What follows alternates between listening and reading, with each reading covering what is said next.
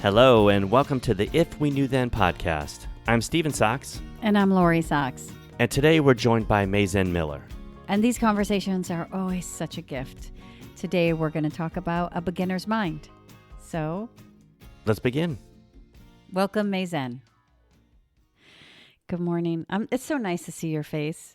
Oh, well, I don't know much about that, but it is nice to see you too. It is nice to see you. I like your green. Oh, I like green. That's a great color. You know, I have to be honest. I always like this color because it's the color of money. That's a joke. It's kind of a Zen joke because we really never have any money, but it is the color of growth, you see.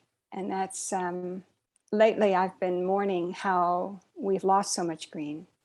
Certainly here in the garden and everywhere. It's pretty shocking, not surprising, but nonetheless shocking how dry and brown and lifeless things can be. I had a dream last night that it rained really hard. Oh, it was so celebratory. I similarly was woken up by the sound of falling water.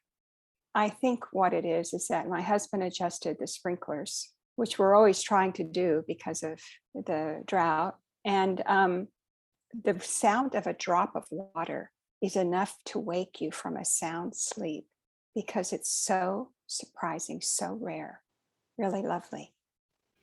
So I went out and watered our succulents this morning. Yeah, that's nice. Yeah. They're so resilient. And it's been a couple weeks and I was talking to them. I was thinking my neighbors are like, who is she talking to? You're talking to the plants? Yes, I was. I was talking to them, saying hello. Like some of them bloom because they're succulent. So some of them actually grew and blossomed. And I was like, oh, you look so great. I was having conversations with them and giving them some water. And well, that's really a beautiful thing. And that's a very profound thing. When I first moved here, I used to joke that the only thing I'd ever grown was mold on bread. So I was way outside of my comfort zone.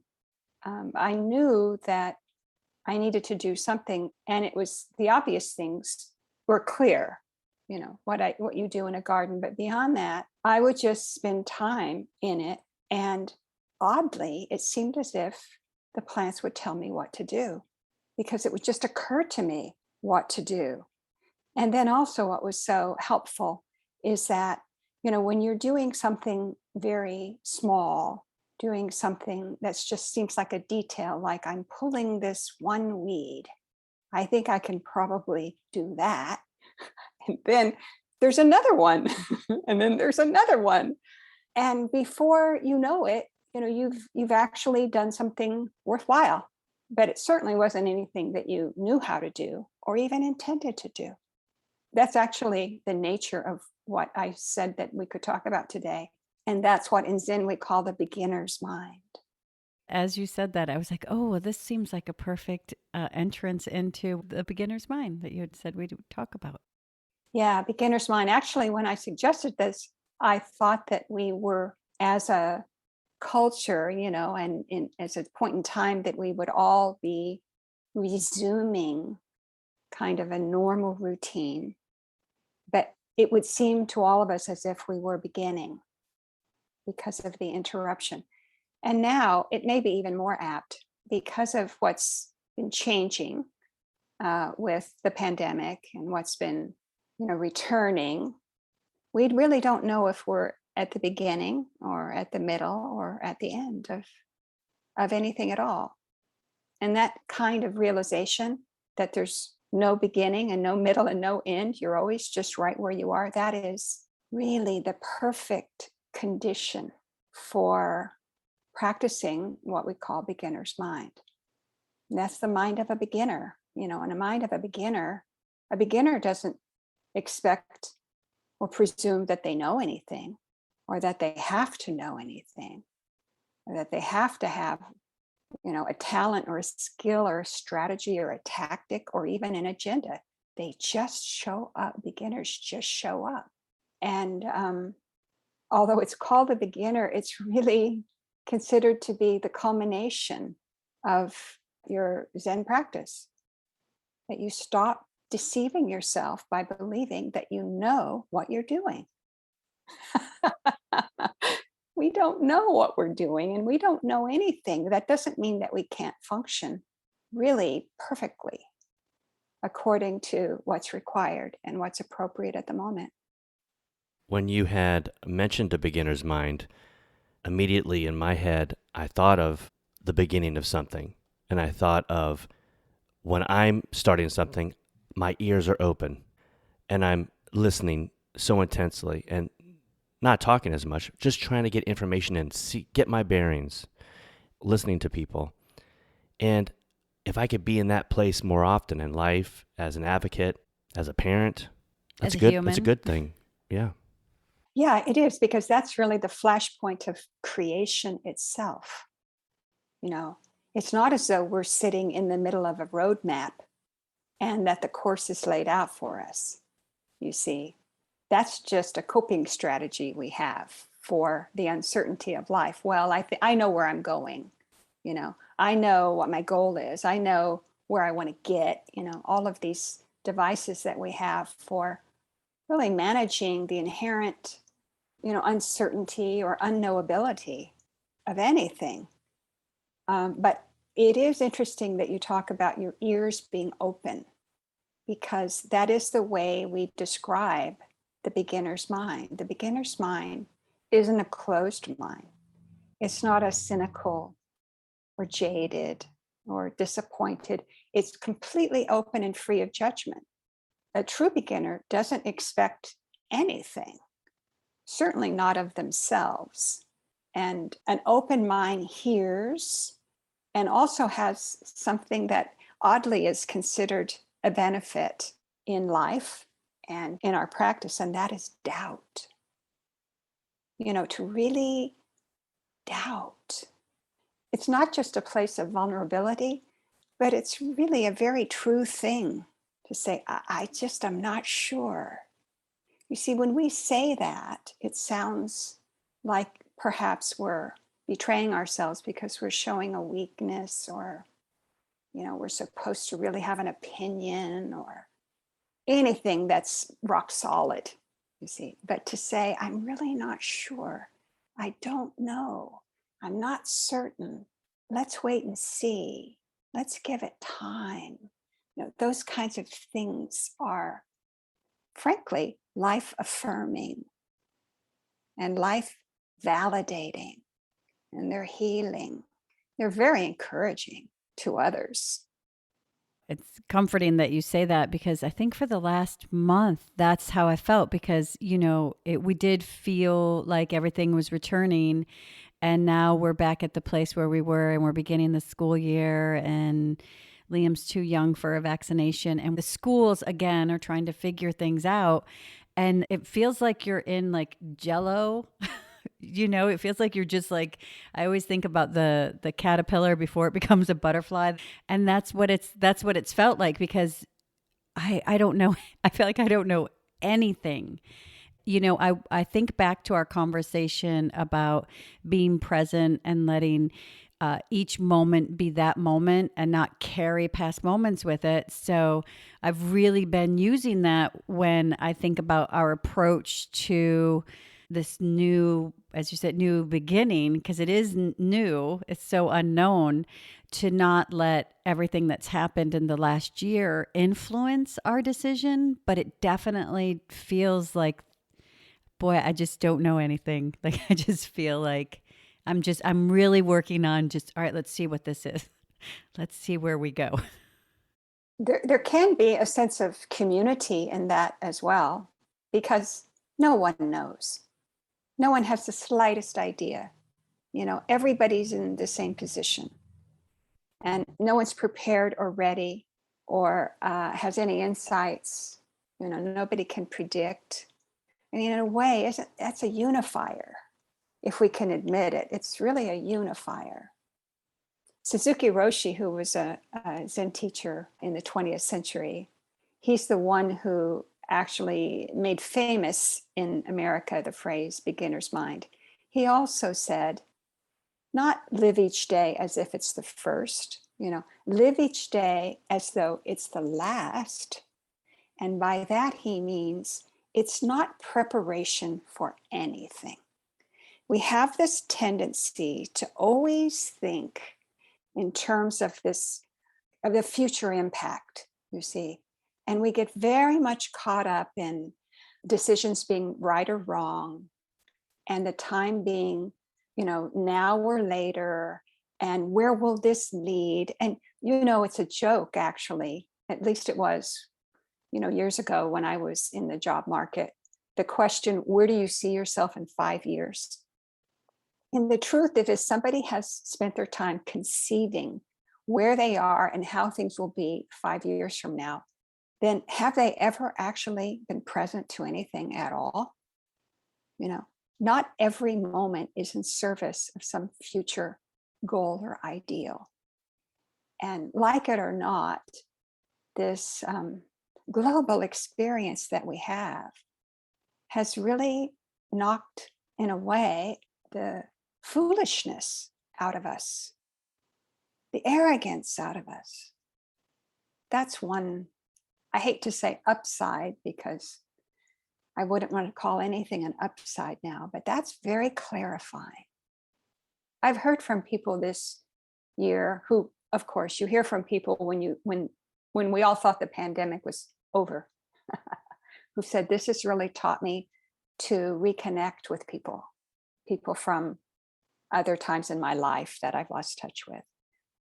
And that's one facet of this. What do we value?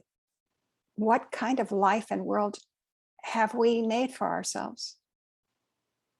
We really can't count on this thing called the future. That actually can be a relief. It can be terrifying at times, but it can be a relief to know for certain that you can't control anything. Well, to make an analogy to parents who have children with Down syndrome, I see looking toward the future as a major focus in a lot of parents' mind. Where's my child going to be in 5, 10 years? What's my child's future when maybe I'm not here anymore? Or just school-wise, what's going to happen? Comparing your child with someone else. Is my child ever going to speak like that person? Or you see an adult with Down syndrome, is that going to be my child? You can just go over this. And right, are we living in the present when we do that? Obviously not. And how much pain do you produce for yourself? It's kind of like you've made all of these deposits in the bank of suffering, through just the judging mind, the comparing mind. I'll tell you about an experience I had recently. I recently was sitting in retreat, and I thought I might ask my teacher a question that went like this. I ended up not asking him at the time, but we did discuss it later. And my question to him was, is there ever a time when you stop worrying? Worrying. You see now, I mean, I have to tell you that my conditions, the conditions of, my parenting life might appear to you, and in some sense, were completely different. Now you know this because you have 2 children.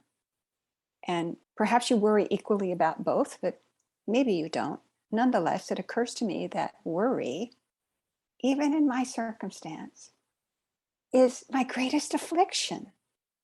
It is my sickness. It's chronic. I have never spent a day or night when I didn't live mostly within those narrow, uncomfortable, miserable confines of worry. So eventually I did ask my teacher this. Now he's 85 years old. And so he has children who are in their 60s or 50s. He has deceased children, you see. So nonetheless, I said to him, is there ever a time when you stop worrying? And he said, well, I have gotten better in terms of releasing some expectation, he says. And if you really look closely at what your worry is, you'll see that it's all tied up in expectations of what really, what you think would be good, what you think would be best, what you want to have happen so you feel secure. You feel secure. You feel hopeful. The expectations of what has to happen so that you can be freed in some way from the straitjacket of your worry and concern. Concern is actually a very benign word, because when I experience this, I know that I'm causing myself pain and that I'm causing other people pain, because I speak, act, react, and think from the standpoint of what's not possible, what's not going to happen, and how I will feel about that, you see. So that's really where we have to, I think, as human beings, first, we really have to always reflect back on ourselves. Say, what can I do to liberate myself and at the same time others from this constant grinding judgment and fear that I serve everyone. I mean, I really do hand it to people. There's hardly a thing I can say to people that I love that doesn't betray that my real motivation is my own fear and doubt about them. So I think in a way, we're all there. We're all in that place. And once again, I'll turn to you and say, just know that to the beginner, which you both qualify as beginners, I'm on the way to becoming a beginner. I want you to know. If we stay right here, you see, right here is this, we could call it calm, or we could call it stillness. Only my mind, my thinking mind, is moving in any moment. Right here, it's still and it's quiet, because even though there's sound, even the sound of my voice, or I can hear the buzz of the air conditioner, or a dog barking, or traffic, even though are sounds, if my mind is quiet, then this is very still and calm. No one's judging it. No one's interfering, because that one who disrupts is always me and my thought pattern. And I go to it. I really have to tell you, if I wake up because the sprinklers went on, at 5 a.m. in the morning, what am I going to think about? I'm going to go right to that worry spot, you see, and start working that again. And I'll tell you, if I wasn't a parent, and if I didn't see my own fear and what that causes, I don't think I would have sustained my practice, because I can see immediately, and I know, thoroughly how much trouble I cause and hurt I cause just by virtue of that.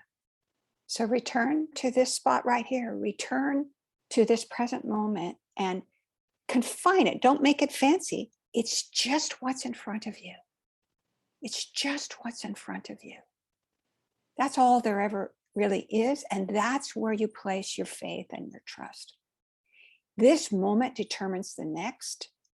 So Phil, consciously use that moment and allow that moment to be as it truly is, which is undisturbed. You have to disturb the peace. So that's why I practice. And that's the point of being a beginner.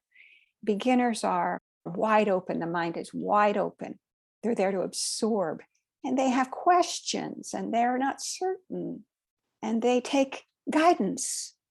They don't know what they're doing, but they do the best they can. You see, there's tremendous power in that. Well, in our conversations, because I listen to our conversations, and from each different conversation, like our first one was about that, being present and not bringing moments that aren't really in in that. And that was so empowering, and integrating that into when I would do something or feel something or think something, because, the truth is that like when you're dealing with the school, which seems to be one of the challenges that I think disrupt my peace the most. It was just this summer that I realized, because of a situation that had happened, Liam, we're always pushing him to work really hard, to rise above whatever errors the school will make or that they have made. And this summer was no exception. But I had a moment where I just sat in all of that emotion of being right there. And it was all driven by fear. It was fear of what can they do if Liam fails, concern with how are we going to be prepared? It was just all of this stuff, and it really felt horrible. And Liam works really hard. He's so wonderful, and I'm like learning to be present with him, which is one of the things that you really helped me find with him. Because there's so many gifts. I mean, he has such a gift of being present that it just took me now.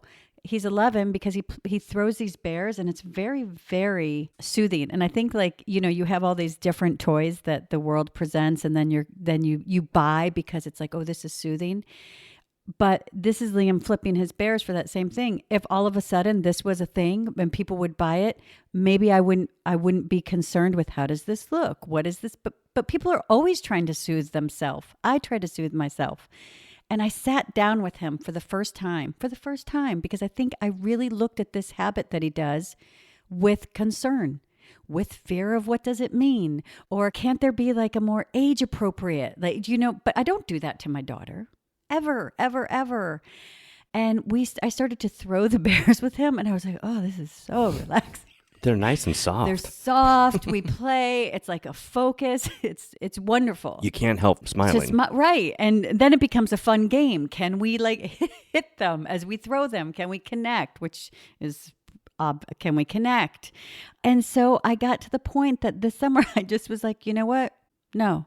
We're not going to do what we do every year, where we just make him work 2 hours a day through the summer that no other child has to do.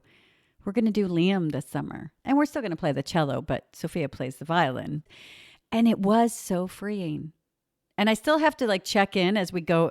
And now the whole thing with school is happening again. And, I have to check in and say, no, we're just going to work really, really hard to be right here. We're not going to overcompensate for how we think someone's going to fail our child. We're not going to try to make it right, which is one of my really big things. Is I've been working on not trying to make everything right. And it has been great. It's been a gift. That's a beautiful story, and I frankly, I always still do. I still have to allow myself to have fun, and our children really are always trying to bring us into that place, their place, where just by nature, it's a more spacious place, and it's, there's great truth in it, and there's pure being and deep love in it. I mean, I'm trying to think of something I can offer that's similar, but I remember when my daughter was 11, and she was always asking me to go to the mall. And you see, this was something to me that sounded like, it was a demon cave or something. Oh, no. I'm not the kind of mom that goes to the mall, and you're not the kind of daughter that just spends all of her time at the mall. And I remember one particular day, I think she was in 6th grade, and I picked her up from school, and I decided that I would take her to the mall. And she didn't know, this was a big surprise, but she saw where we were going. And at that time, what I thought would be the most atrocious and inappropriate and kind of evil thing that she could acquire at the mall was skinny jeans. And so I told her that we were shopping for skinny jeans. Now, this is such a small thing, you see, but to see the transformation in her, that I could let her be her. Mm-hmm. And I could be with her as she was being her, and I wasn't judging her. She didn't have to look over her shoulder. She didn't have to worry about whether she pleased me or not.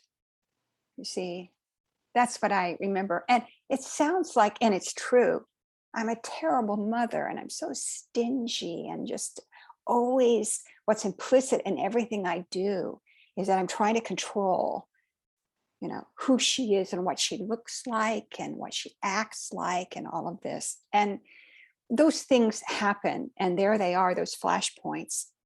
And if we see them and if we pivot, then we can open up that place for sharing and becoming more, just more loving.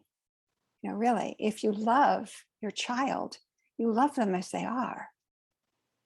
And if it's not as they are, it's not love. It doesn't mean you don't realize, of course, that they're going to be changing and growing and in all kinds of ways that you can't anticipate, and you don't need to anticipate. But you're actually creating that reservoir of love and acceptance that is so essential to our children. And I don't care what the circumstance is, every single one of our children is entering a world that's not at all the world we lived in or live in. It's very different. And we don't know what the stressors or the circumstances will be that they encounter. One time during the pandemic, and I might have mentioned this before, it was the very beginning when everything suddenly overnight, closed and shuttered, and everybody had to go home and stay there, and there were lockdowns and travel, bans. And my daughter was just inconsolable. And I would, of course, I would offer up these aphorisms and, kind of namby-pamby things that supposedly were supposed to get her over the hump. And she finally turned to me and said, "Mom, you've already had your life. You haven't lost anything." And boy, that's true. It doesn't mean that I'm dead. It means that I lived a life of my choosing. I took advantage of opportunities that came. I made choices. I wasn't really inhibited or limited, at least that mattered. And so all the more reason to recognize that we really are now all beginners. We don't know what the next spot will be.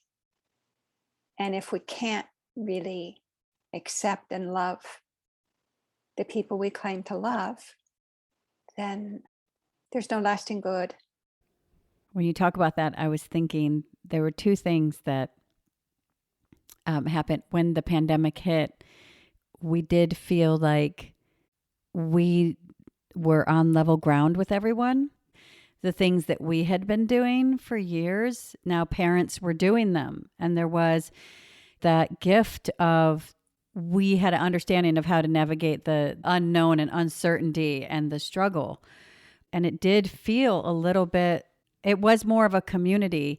And honestly, it felt like a bit of a win, to be honest, because I think other parents had insight into what we had been talking about for so long. But when you're talking about how we see and we participate with our kids, we work really hard to make sure that Liam has the supports he needs for success, because I think that's really important. And that when he's in school, the terminology is the supports he needs to access his curriculum and reach his potential, and that's like just the verbiage. But how important is that we instill those same supports outside of school? What are those supports? What would that IEP look like? Time every day to play with him, be present with him. What are those supports to reach that outside? Because the school isn't end all be all. And that's such a small portion when you really look at the human he's becoming. We always discuss, as adults, we'll be like, oh, you look at the child and they have this special thing. And when did we lose that? Where did that go? But is it because every time they're trying to give us that gift, every time we squash it with where we're coming from? If Liam tries to engage me to bring me to him, how long will he do that? How long will any child do that before they just put down their tools and say, the only way I can participate is to go where they are? Lose that childlike quality that we talk about so much, that we wish we had, or where did it go? Or when we get little glimpses into it, we relish it. Don't we have fun? Like when we go out and walk in the rain, or do something, that we see our kids do. Maybe I just thought about that when you were talking. That's a very good question. That's a very good question. Even if when you talk about, you say the verbiage of ultimately this goal ends in something called success, you see. And that's kind of a giveaway, because that is carrying all kinds of baggage, all kinds of conditioning, you see.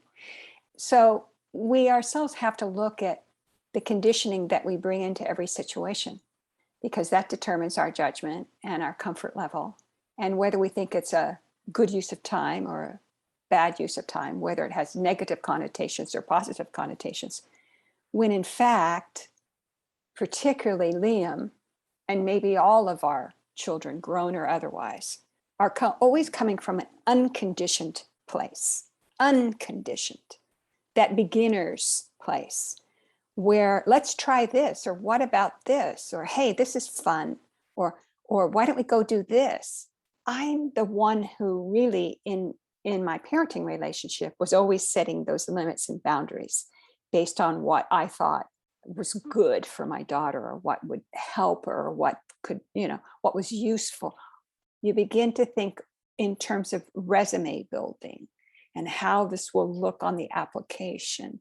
And does this lead to this kind of test score or GPA? I mean, frankly, that's all a lie. That's all a lie, built on a lie, supported by the lie about what it means to succeed. What does it mean to succeed? We have a very narrow definition of that is built on our own experience. So yes, I'm sure that in your situation, the teacher in the house is not you. It's neither one of you. Yeah. I used to say about my daughter when she was little that, we think in terms of how busy we are and how important our work is and how hard it is and how much we have to do. But the real workhorse is always the child, because that child is constantly engaged, constantly active, and actually constantly trying to figure out what will turn us around. What will make mom and dad happy, what will make them laugh. It's kind of sad when you think about it, but we can turn in those times like you have and do that more often. That can never be a waste. A smile, a laugh, something truly shared with free of judgment is never a waste. Or you can look back at your own childhood and the things that you learned on your own, or the things that you learned because you were instructed that way and never allowed to even attempt or to fail in the way that was the preconceived notion of your parent. I mean, obviously there's responsible things to do. There's responsible things to say, well, don't do that because I'll explain to you exactly that you'll burn your hand when you touch the stove. There's responsibility there, but to worry as the parent, which I know generations of parents have done, to worry and to take away all the experiences of a child attempting something and then learning the lesson from it, or you're learning the lesson of, yeah, that works too. I don't want to offend anybody, but I'm sure this will. The world is full of people who became lawyers because they were expected to be lawyers. And the good news is they're no longer lawyers because it was never something that they were doing for themselves or because of some deep need or motivation they have. Granted, there are many other, happy and successful lawyers, but that's kind of, you see how that happens. people become, or young people become, what their parents either very heavy-handedly, select and direct, or what is implied, to them that they need to do. And actually, just this week or last week, we had I think, a marvelous demonstration at the Olympics of how an athlete can finally stop and say, why and for whom am I doing this? Why am I doing this? Is there any joy left in this for me? Is there only pressure and expectation and only judgment? Is there only pain? And I thought that was a pivotal demonstration to us, both as parents and as human beings and as citizens, to see through just all of the construction and the infrastructure that goes into these very idealized outcomes that ultimately are extremely painful and harmful to the people on whom we place these very high expectations and relentless pressure. So for me, the medicine I had to take years and years ago was the skinny jeans. That was a good day. It was a happy day. Skinny jeans outlived their importance. But what was more important is that I could make that turn, just like you described, Lori, that turn to where I could participate, affirm, and validate where my child and who my child was.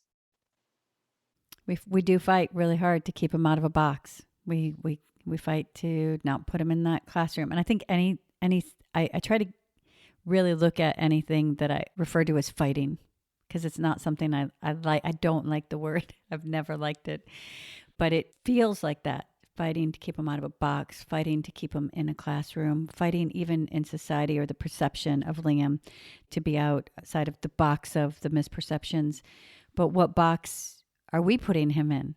We need to fight ourselves to not put him in a box as well, which I can say that I have. I've definitely put him in a place of expectation. And I do believe in that same journey of changing that perception and just lifting up all that he is, because with Down syndrome, there's so much that comes from the outside that isn't true. And I think that my goal is to find that balance of, one, what other people think doesn't matter. Sometimes it can cause limits. So there is still that, how do we just support our children to be all they are without that outside influence causing us to put them in some kind of box or create that concern. So that's my journey, is to find that way of supporting him to be all of him, just like I support my daughter, and to continue to change that conversation where I'm not fighting, maybe shift my focus to just supporting and not being so affected by the fear and concern. I think that it's a default that we all have to think that of all the influences, the negative influences coming from outside, but all we ever have to work with is ourselves. So I think a good question for you to ask yourself all the time is, do I believe in Liam? Do I believe in him? I think that applies in every relationship. Do I believe in him? And that just seems to me to be more intimate and more real than talking about support, what support might be. Do I believe in him? I might have mentioned this to you before, but we've talked so many times, I'm not sure. But I remember one time I was watching an interview with either an actor or a singer, or maybe it was an athlete, I don't know. Someone who, really performs at a very notable and exceptional level in whatever that is. And this person, he was someone who came from a place and a position in life in which this couldn't have been any mother's dream. I mean, it wasn't anybody's dream that he choose this path that was very, very unlikely for him to succeed at. See, I mean, the mother says, why don't you be an accountant, or why don't you be a store manager? Or, why don't you, again, something attainable instead of this, something that seems so unlikely. And in this interview, this person said that the single most important factor in his life is that his mother always believed in him. And when I heard that, that seemed so simple. I have to ask myself, do I believe? I mean, with my whole heart, do I believe that my daughter's dreams are achievable and possible for her? Well, you know how I answered that, because I'm the one who worries all the time. You see, it's very hard for me to take that leap over, my very, I don't want to say cynical, but my realistic, my practical, my grounded view of things. And so that's, again, one of those pivot places where we say, do I really believe? Without knowing, it's not as though you have a recipe or a guarantee. Do I just believe in him? The answer has to be yes, because you're the mother and you're the father, and there's no one out there. Well, there are probably a lot of people out there who will have far more belief than you might, but you need to really take care of that. Take care of that for Liam and take care of that for Sophia. In the same way, and knowing perhaps that your own parents were skeptical, or maybe they were withheld complete approval or something in whatever you chose to do, what a difference that makes. That the people that you trust the most in your life are completely behind you. It's something only you can take care of, and you take care of it moment after moment. I'm only really speaking of myself here. I have a little, somebody sent me a little talisman, a little tote. I don't know if I've ever showed this to you before. It's this little pewter piece, and it's been worn illegible. I hold it in my hands when I meditate. Okay. I just keep it right here. And it said at one time, believe. And I keep it right here, and it reminds me to purify my heart, empty my head, just drop everything, let everything go. And just right now, with my whole mind and body in this moment, believe. And I believe in superstition and voodoo and, spirit tricks and all kinds of things. I'm going to use everything at my disposal to remind me to, instead of evoking and, kind of feeding my fear and indulging my worry and, trying to get ahead or fix or outthink or outsmart anything, to just believe. I want to be like that guy's mother. I want to be that mother that someday perhaps someone will say, well, my mother never stopped believing in me. Isn't it interesting that we know that when that's the case? We can testify to that, It's not because our mother nags us to say something nice, We really know that our mother always, or our father, always believed in us, accepted us, encouraged us. That's like the flame that doesn't go out. So yeah, that's my trick. That's my gimmick. So we have goals now. That's our goal, is to make sure that we're doing that. I wanted to talk about the gymnast though, because when you Stephen told me about that happened during the week, and when you were talking about her story, I thought, and then you were also talking about how we try to teach our children, how in that moment, what she did, she taught my daughter and son by doing so many lessons that I've tried to say with words, right? Just to stand up, to be able to have your voice, to be true to yourself. And there were so many conversations. She did get a lot of ridicule for that, but there's so many conversations that she opened up and so many gifts she gave countless people who watched her do that, how she empowered people to break out of that box, right? You know what I'm talking about with Liam. It's very similar. Liam works at a level because of this system that's there and he has to, but who is he serving? Who was she serving? And I thought it was so beautiful because she just, this is my life. Well, Simone Biles made more of an impact socially and spiritually to us as a society with that decision than if she had just gone out, made perfect tens, and gotten a gold medal again. Because she could. Oh, that's what was expected. Beautiful athlete. But this showed so much more human qualities, so much more protection of yourself. Also, how to be a teammate. It's not like she was there cheering. It has to be difficult. This decision isn't like an easy decision.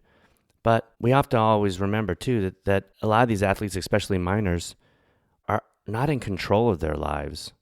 And it's someone, especially an African-American woman, saying, I'm controlling my life at this point. So, it was spectacular. It's a beginner's mind, no? Conversation. Well, sure, because what she had to drop were not only her expectations of herself.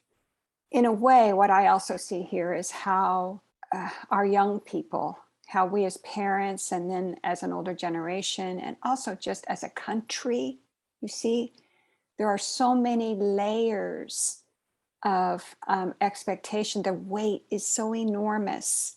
And it's not just on Olympians that it's so enormous. No, we can just take any child. It's so enormous, the weight.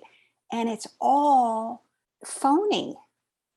I mean, it's all for someone else's benefit.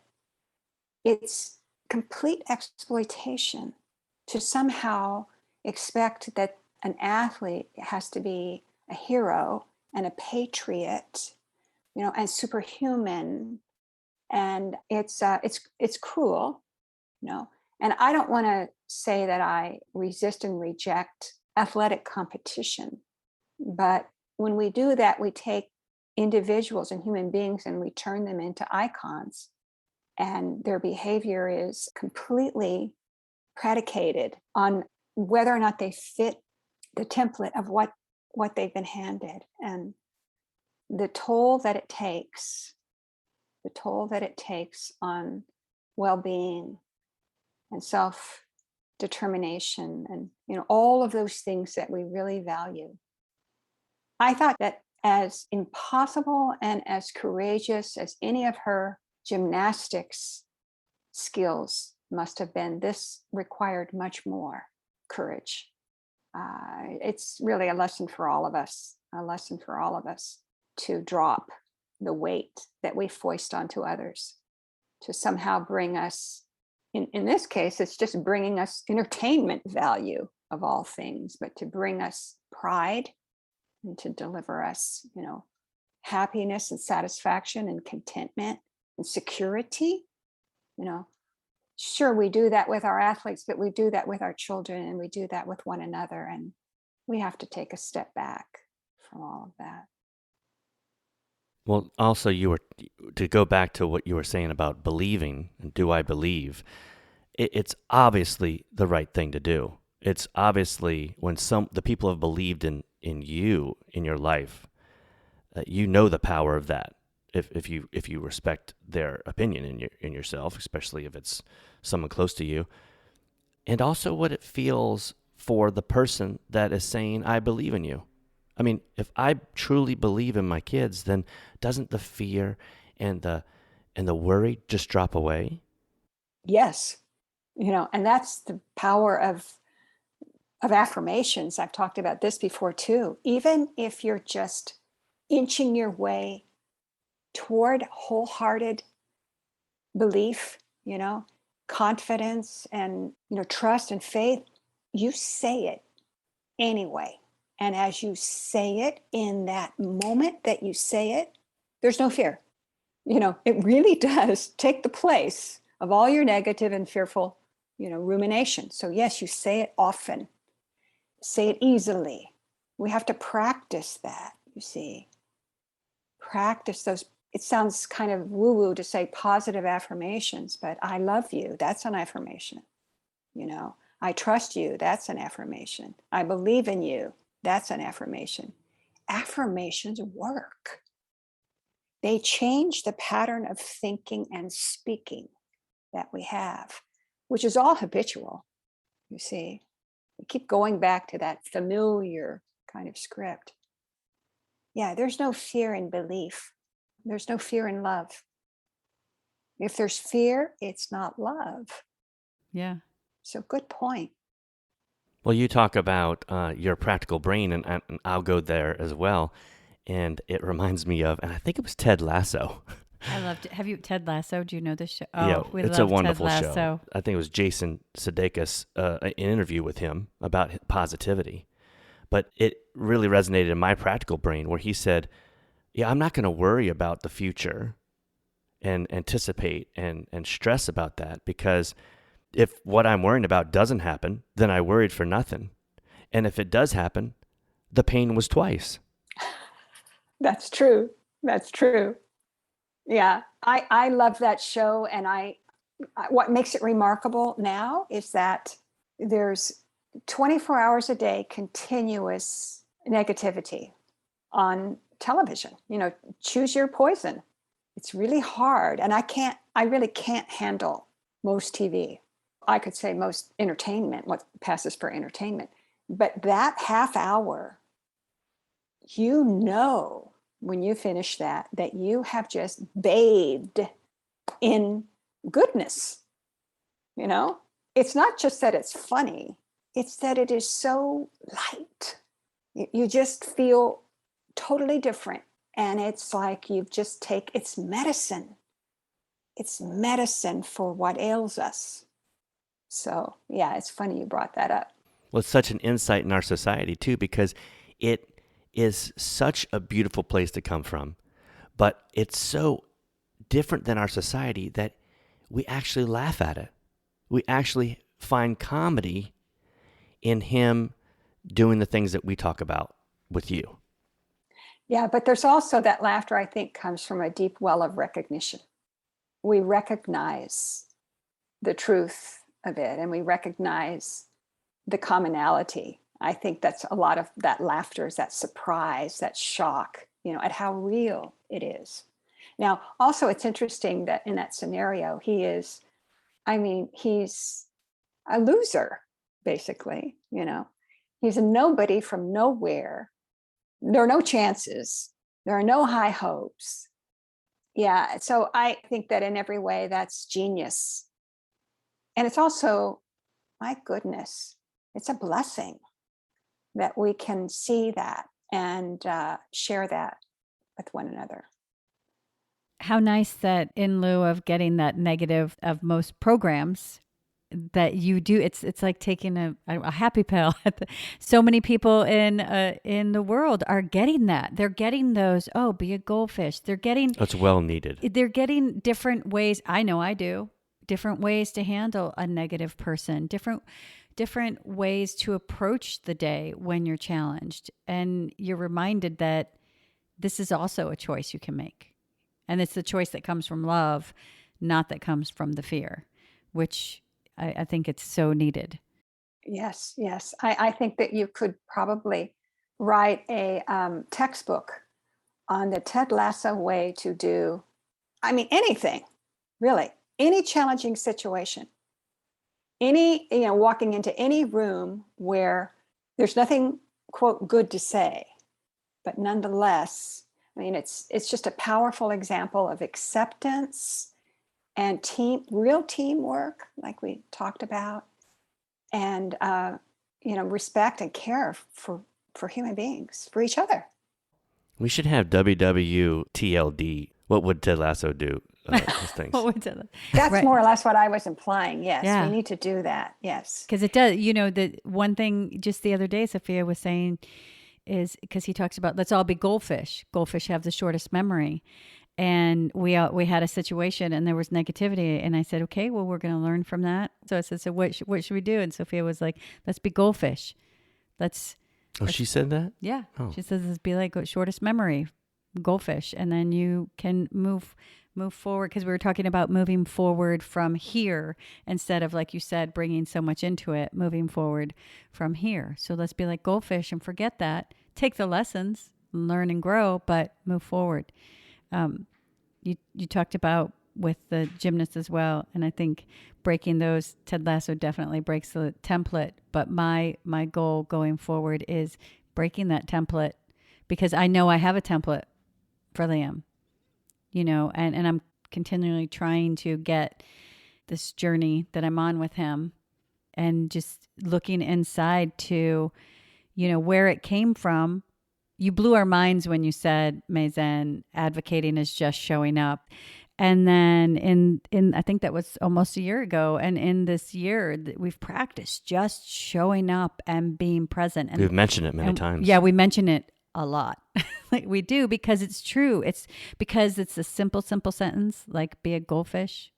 It's a simple sentence to just show up. But when you do it, it does take a mindfulness to go, I'm going to be here. So you're being here, and it takes that choice. But there's so many gifts there. And now I can look and see, what kind of template. As a mom, it's hard it's a challenge not to say, I'm going to, for Liam, because we have this exterior, but maybe that exterior can fall away. And it's something that I think I said like even a month ago, like that exterior just, maybe that doesn't mean as much as I've given it credit. The power that I've given. If people misperceive, it's not my business. It's really not my business. And you can't change them. I mean, you can change them, but not in the way you think.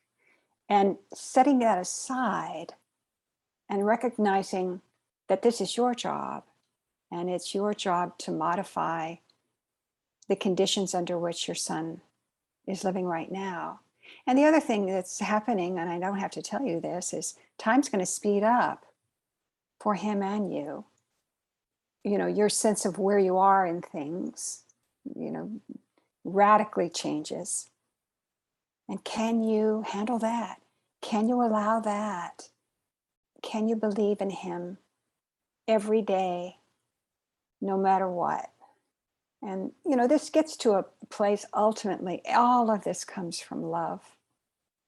There's no love if there are any conditions placed on anything. You see, just keep going back to that, the purity of the love that you have for your son, and open yourself up to what you can do, what you can handle, what you can believe, what you can accept, what you can be. Can you be okay? Can you really be okay with things as they are? They'll keep changing. I often think that our children ask so little of us. We're prepared to just give so much, but they really ask so little of us. Mommy, are you happy now? Mommy, is everything okay? And it's been so seldom that I could answer yes, truthfully, to those questions. So can I just be happy now? Can I believe? Can I handle this? Can I be okay? Honestly, that's your lesson. So wipe everything else away and just begin again. We're always so humbled to have you on the podcast. I love it. I look forward. I was looking forward to this for weeks. You were talking about. Can't remember if it was Ted Lasso you were talking about or something else that was just this positivity. And that when I came into this, I thought, I'm just going to sit. It's like this bath of just breath. that I get from our time together. Just that reminder, that little, just to be present. It really does feel like something washes over me. The lessons and reminders and encouragements. They really do. And they'll continue to wash over me. And I notice that as they become more and more integrated into my day, it's like a little seed, I guess. And then I get this beautiful blossom. I see the fruit on the tree, the moments of throwing bears together, the weightlessness of not bringing having to carry all of that. And it's a gift. It's such a gift. Our time with you is such a gift, and I look forward to it, Maezen. Oh, thank you and bless you. Now, I want to remind there's one other reason to be like a goldfish, okay? Not just what Ted said. A couple of years ago, my Zen teacher saw an article that he brought into all of us. He was going to give a long talk on it, and a significant piece of research that had just been done that showed that now, because of our lifestyles and our technologies, the attention span of a typical human being, before we're distracted by our other thoughts, so we can hold our attention for 8 seconds, which is essentially half of the length of time that a typical goldfish can maintain their attention. So we do need to be like goldfish. And we know that their attention span must really benefit from having no memory, you see. So they're able to outlast us, you see, without any of these distracting thoughts and sensations coming up. So let's all be goldfish, have no memory, and extend the attention that we can give wholeheartedly, without distraction, to everything that appears in front of us, and most particularly, our children. Thank you. Thank you, Maezen. Please follow us on Twitter at If We Knew Then Pod, and you can drop us a line on our Facebook page at If We Knew Then Pod, or visit our website, ifweknewthen.com, to send us an email with questions and comments. And you can join our mailing list there and get alerts of future podcast episodes. All these links will be added to this episode's show notes. Thank you again, and we look forward to you joining us on the next episode of If We Knew Then.